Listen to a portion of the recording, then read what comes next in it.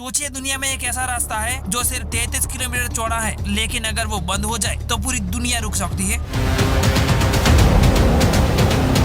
तेल की कीमतें आसमान छू जाएगी, महंगाई बढ़ेगी और कुछ ही दिनों में पूरी दुनिया एक बड़े संकट में फंस सकती है। यह कोई कहानी नहीं है, यह 2026 की सच्चाई है। एक जगह जहां एक देश ने पूरी दुनिया की एनर्जी सप्लाई को कंट्रोल करने की कोशिश की, लेकिन असली सवाल अभी शुरू होते हैं। क्या यह सिर्फ एक जवाबी हमला है या एक सोची समझी ग्लोबल स्ट्रेटेजी? और अगर ये रास्ता पूरी तरह बंद होगा तो सबसे पहले कौन टूटेगा, दुनिया या भारत? इन सवालों के जवाब आपको इस वीडियो में मिलेंगे।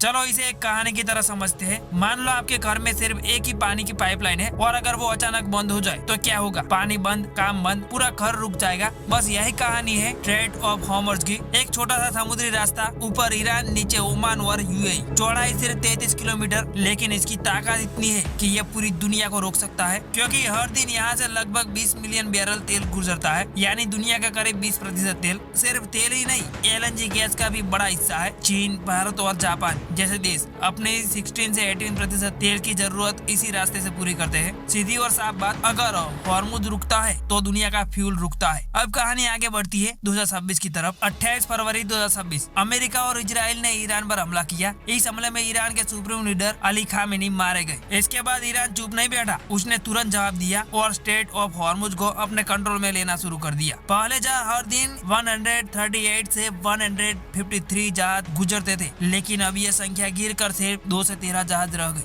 21 से ज्यादा हमले हो चुके हैं ड्रोन, मिसाइल और समुद्री माइंस के जरिए। और तो और तेल की कीमत $100 के पार पहुंच गई। लेकिन ध्यान देने वाली बात यह है, यह पूरी तरह बंद नहीं हुआ, क्योंकि ईरान एक चाल चल रहा है। वो कह रहा है दुश्मन देशों के जहाज नहीं गुजरेंगे, लेकिन दोस्त कंट्री जैसे चीन और कुछ हद तक भारत के जहाज गुजर सकते हैं। यानी ये सिर्फ ब्लॉकेज नहीं है, ये एक तरफ का स्मार्ट ब्लैकमेल है। अब देखते हैं दुनिया का रिएक्शन क्या है। ईरान के पास 6000 से ज्यादा नेवल माइंस है, हजारों ड्रोन और मिसाइल। अमेरिका ने जवाब में ईरान के 16 माइंस लैंग जहाज डुबा दिए और दावा किया कि ईरान की नेवी अब कॉम्बैट इनइफेक्टिव हो चुकी है। डोनाल्ड ट्रंप ने कहा दुनिया को एकजुट होना होगा। उन्होंने चीन, जापान और यूके से वॉरशिप भेजने की बात की, लेकिन असली समस्या यही है, यूरोप हिचकिचा रहा है, रूस चुप है और चीन नेचुरल बना हुआ है। यानी सच यह है, दुनिया एकजुट नहीं है और इसी वजह से ये संकट और भी गहरा होता जा रहा है। अब इसका असर क्या होगा? सबसे पहले तेल महंगा होगा, और जब तेल महंगा होगा तो ट्रांसपोर्ट महंगा हो जाता है, खाना महंगा हो जाता है, दवाई महंगी हो जाती है, धीरे धीरे हर चीज महंगी हो जाती है। सप्लाई चेन टूटने लगती है,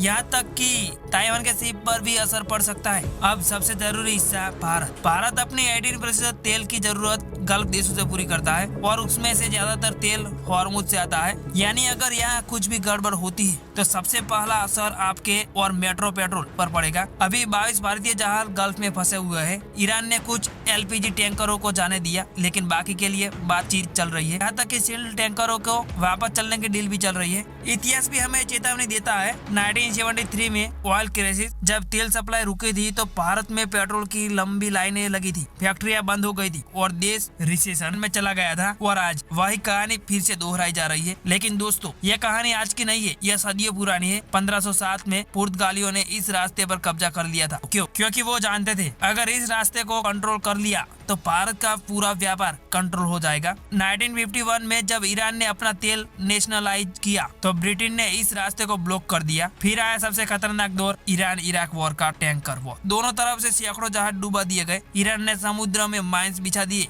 इसके जवाब में अमेरिका ने एक बड़ा ऑपरेशन चलाया, ऑपरेशन फ्लाइंग मैंटिस, और सिर्फ एक ही दिन में ईरान की आधी नेवी तबाह कर दी। 1988 में ही एक अमेरिकी जहाज माइन से टकराया और फिर अमेरिका ने ईरानी ऑयल प्लेटफॉर्म उड़ा दिए। उसी साल एक बड़ी गलती हुई, ईरान एयर फ्लाइट 655